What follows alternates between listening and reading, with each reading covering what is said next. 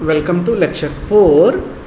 In this lecture I am going to explain about the non-conventional thermomechanical processes such as equichannel angular pressing, which is a type of extrusion process, and another process is accumulative roll bonding process, which is advanced rolling process.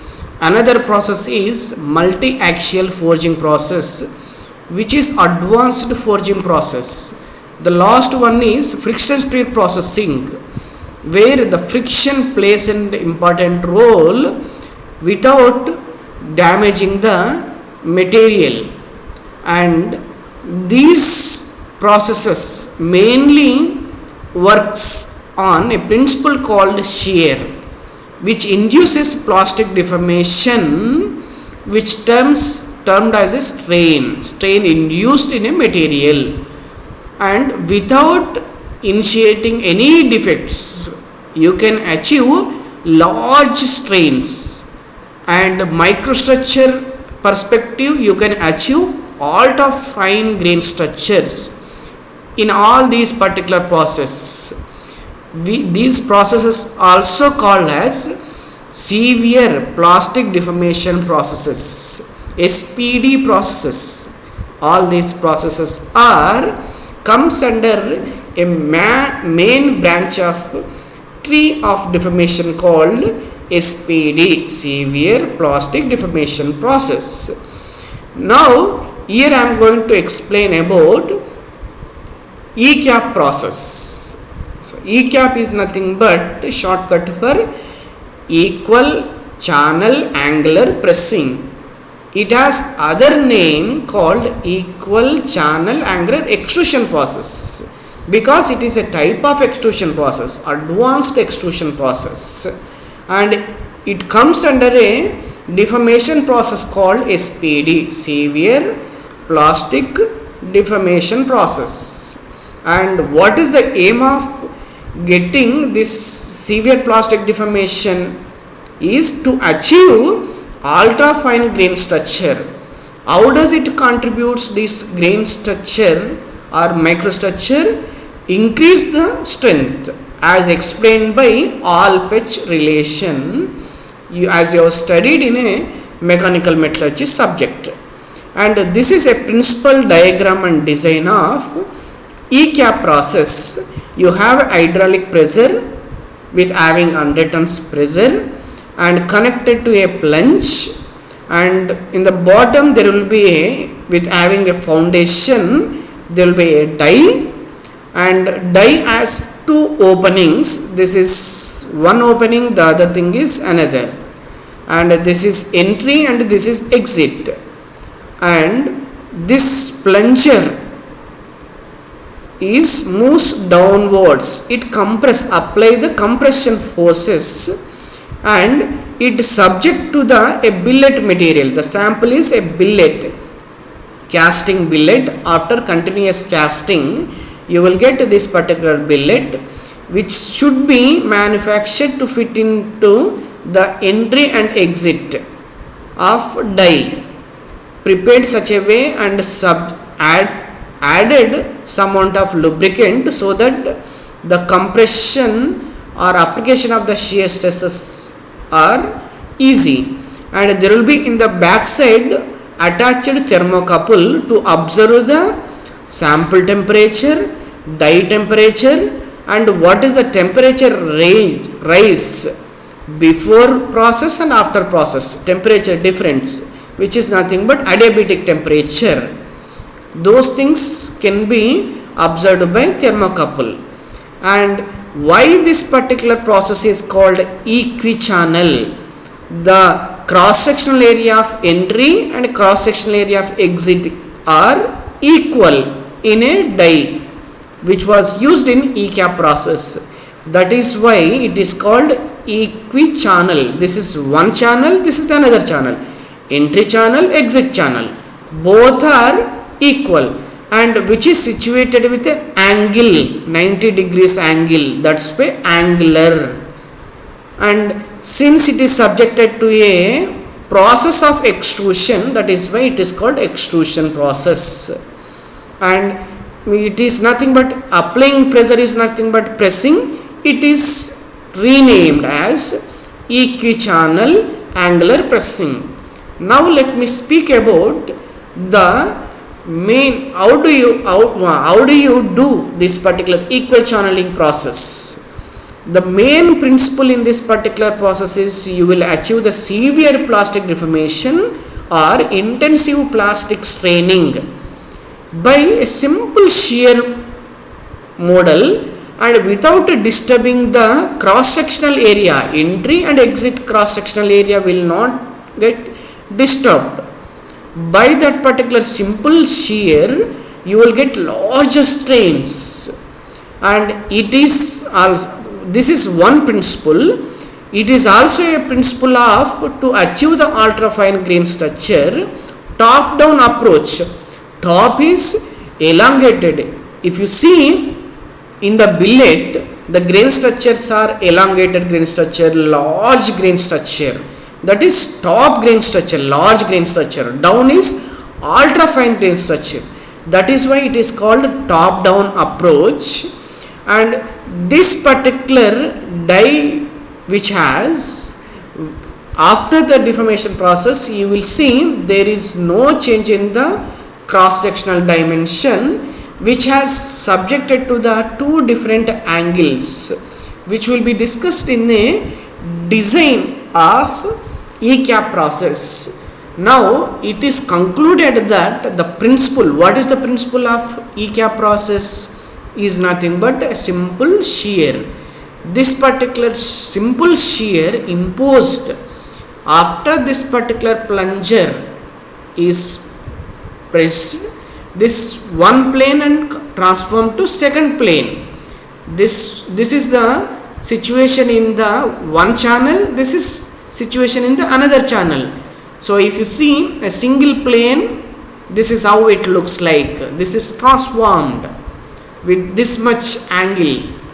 So the simple shear transforms, and without initiation of any defects such as crack, you can achieve larger deformations in the case of this ECAP route. So that is why it is a type of forming process. You can achieve very high strains by a simple shear. Remember, this is a principle. Those are the designs. Now let me talk about die design, specifically the die design. Die has two internal angles. One is pi angle, the other thing is psi angle. Pi, what is pi angle? Pi angle is angle between these two channels, entry channel, exit channels. And what is psi angle? And the when you are changing this particular pi angle, this curvature also, the arc of curvature at the intersection of these two channels, this is inside angle, this is outside, this is inner plane, this is outer plane. So in the outer plane, this curvature angle is known as psi angle. And what is the significance of these particular angles defining with respect to this ECAP design is nothing but, with these particular angles, by applying simple mathematical model, so which was proven in a Journal of Material Science in the year of 2001, it is proven by the experiments, conducting the experiment, that you can calculate the total number of strain. What is the total number of strains? N is nothing but after n number of passes, single pass, 2 passes, 3 passes. So after this number of process, if you apply this particular principle, you can calculate the total number of strain. And this pi angle also very much sensitive. If it is less than 90 degrees, this is how these two channels looks like. If it is exactly 90, if it is greater than 90, this is how it looks. So obviously this curvature also changes. The curvature angle also changes. So defining these particular two angles angles pi and psi. In another words, it helps in calculating the total strain after n number of passes, so that you can say that this much amount of strain is achieved by this particular process, by this number of passes. Now let me talk about what is the effect of this particular pi angle and psi angle. So let us keep the number of passes constant as a single pass. After one pass, this particular billet is came out from the entry exit to the entry channel to the exit channel. And if you draw a graph which was published in a Journal of Acta Materials in the year of 2004, it has been proven that at a single pass, these particular lines are corresponding to open circle and open square corresponding to psi angles in degrees, and this horizontal axis is corresponding to the pi angle 30, 60, 90 and so on. This is equivalent strain En achieved. So with respect to these particular angles, if you see below less than 90 degrees of pi angle, you will see the larger strains are achieved. Greater than 90 degrees of pi angle, the strain values are 1, average of 1, average of 0.3, but whereas here maximum 2.9 also achieved. 2.9 strain, 2.9 strain means around 25% of strain is achieved in a material. So if you see these particular angles, this is corresponding to 0 degree of psi angle. This one is closed square is corresponding to psi angle of 90 degrees. But if you see greater than 90 degrees of pi angle, so nothing or most of the things are same. You see the corresponding microstructure as greater than 90 degrees. So greater than 90 degrees, 90, 112, 135, 157, there is no the microstructural change because strain is not changing as remarkable. So that is why this microstructure does not have effect, a role. So after 90 degrees of pi angle, so which is important point. But if you change with respect to the number of passes, with separate pass, if you study, if you analyze further, what will happen? There must be a change of microstructure. Let us see that particular point. So how do you achieve that particular changing the number of passes? This is a equichannel process of root A. What is the effect of various roots of E cap by changing these particular angles, pi and psi angle? For example, this is the billet from the entry channel to exit channel. When it is coming out, these are the planes. This is A, C, this is B and this is D. If this is A and C, this is D and the other plane is B. This is exit level. This is after one pass. And if you keep that particular billet into second pass, in the second pass, you will see the changed planes. You will see again this particular, this is D. You will see D top plane and B bottom plane. Similarly, if you see this is second pass. In the third pass, if you after taking this particular second pass, if you rotate it to a 90 degrees, this particular billet 90 degrees when you rotate it, so you will achieve again A plane. This earlier it is B. Between A and B it is 90 degrees. When you rotate it again, the B comes down. So B goes, when you give the 90 degrees rotation, B goes up. So that particular sample plane is starting of the third pass, and when it is coming out of the third pass, it is coming with a plane of A and C bottom. The other side is D and B. After fourth pass, you will see in the fourth pass where you will see B and B, D, top plane B, bottom plane D of that particular sample. In a route called BA, it is modified route for the A, and this route is modified route for the C. So that's why it is called BC.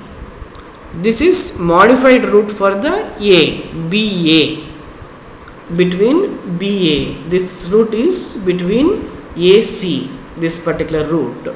This has a good result. It is been observed by many of the experiment that this BC route after the 4 pass achieved ultra fine grain structure as well as the high strain and ductility and strength are improved before single pass, after 4 pass, when you have selected the route of BC. Similarly, 180 degrees rotation, this after this pass, after this third pass, when you give 180 degrees, this is the situation.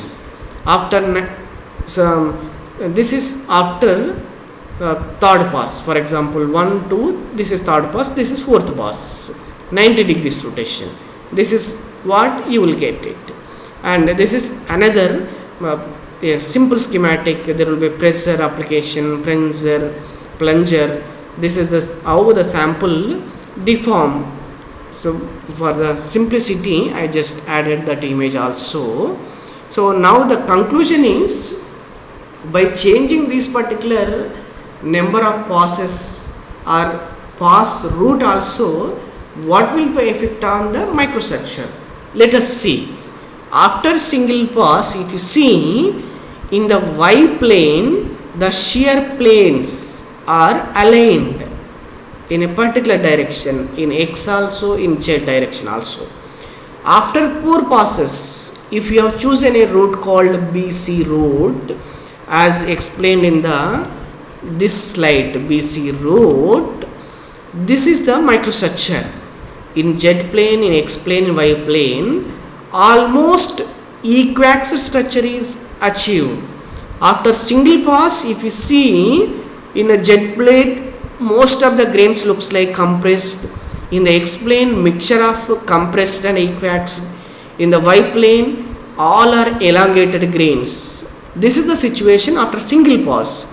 After 4 pass, all the grain structure is achieved in a equiaxed manner, which was published in a Journal of Acta Materials in the year of 1998. Now let us see what is the effect of this extrusion or pressing speed on a pure aluminum and aluminum alloy. Let us see. So if you see the speed 10 power minus 3, 10 power minus 2, 10 power 1 and 2 mm per second, 10 mm per second. What is the situation? 100 mm per second, 10 mm per second. So after n number of passes, with respect to the passes, this particular open circle is corresponding to the single pass.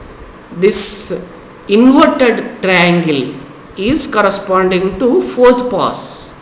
As the number of passes are increased, with increasing the pressing speed and number of passes. As the speed is increased, as the number of passes are increased, the yield stress achieved is from 200 to 260 megapascal in the case of aluminum alloy. In the case of pure aluminum, it is different.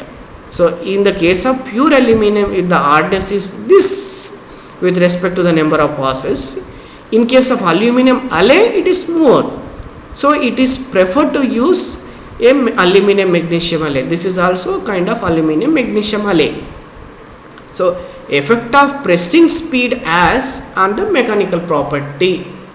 As the pressing speed is increasing, as the number of passes is increasing, mechanical properties value is increasing, yield stress or oddness is increasing. That is the conclusion about this point. Now let us speak about effect of pressing temperature.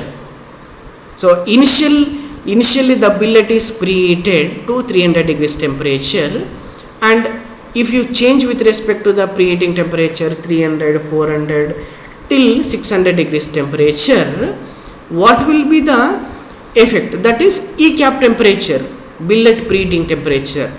What will be the effect on microstructure in terms of grain size? If you see in the case of, when you compare with respect to the pure aluminum with respect to the aluminum magnesium alloy, aluminum magnesium and scandium alloy, this open square is corresponding to pure aluminum. This triangle is corresponding to aluminum, magnesium and scandium. And what is the effect of preheating temperature of billet? So you can achieve, so if the temperature is increased with respect to this alloys, aluminum alloy, you can achieve less than 1 micrometer grain structure also you can achieve. It means, in other words, that when you are achieving the ultra fine grain structure, so you can achieve more strength as Alpech relation suggested, which is published in Journal of Material Science Engineering A in the year of 2000. This is another point. And the temperature is also, this billet temperature will also as effect on ambient temperature is nothing but E cap test environment temperature within the die, and adiabatic temperature is what was the rise in the billet initial, and because of the environment what is the rise in temperature in case of pure aluminum, in case of aluminum magnesium alloy. What is the rise in temperature? The temperature range, maximum temperature change is known as adiabatic temperature due to this particular processing of an alloy. And if you see in the case of aluminum magnesium alloy, the ambient temperature, environmental temperature is only 30 degrees temperature change. In the case of pure aluminum 11, the pressing speed is kept constant 18 mm per second, 18 mm per second. That the temperature raise in the case of aluminum magnesium alloy is around 70 degrees, whereas in the case of this pure aluminum 30 degrees temperature, 30 degrees temperature change. So conclusion is that the aluminum magnesium alloy is when it has been chosen, you can achieve the ultra fine grain structure. Now talking about the conventional rolling process and non-conventional E cap process. So in the case of conventional rolling process, if you observe the properties such as ductility, maximum, this dotted line is corresponding to rolling process, the dark line is corresponding to E cap process. You can achieve only 2% of strain. In the case of E cap process, 8% of strain corresponding to the ductility, and it fails after this, whereas in the case of this rolling process, after this much percentage of strain, it leads to a fracture. And similarly, corresponding strength, maximum strength is achieved in the case of rolling process is yield strength, corresponding yield strength is 300. In the case of E cap process, you can achieve 390 megapascal structure also. So it means when you compare with respect to the conventional rolling process and non-conventional E cap process as published in the Journal of Materials in the year of 2004, that this rolling is mainly, the plastic deformation occurs in the rolling is due to the moment of dislocation. Whereas in the case of ECAP process, this behind this particular range, how do you achieve? Behind this till here, it is due to the dislocation moment, the deformation achieved.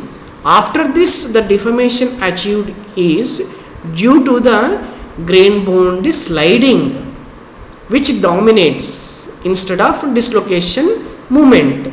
That is why this grain bound sliding is leads to achieving the more strength than that of the conventional processes, strength and ductility parameter perspective.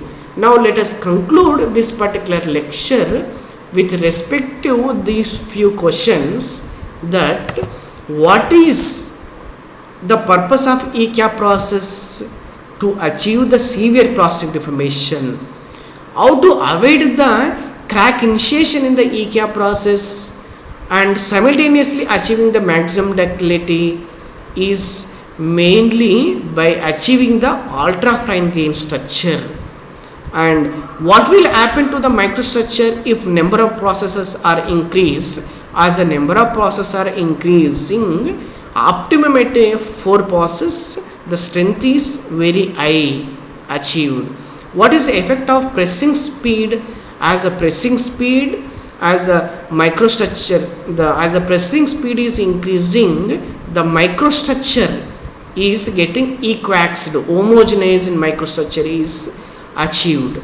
As the number of processes are increased, what will happen to the mechanical properties? The mechanical properties such as strength and ductility is observed to be increased after 4 passes in the route called BC. What is the effect of pressing temperature on the microstructure? So as the temperature is increasing, adiabatic temperature change, in the case of LA it is more, so that you can achieve more strains and you can achieve the ultra fine grain structure. So that is conclusion about this lecture.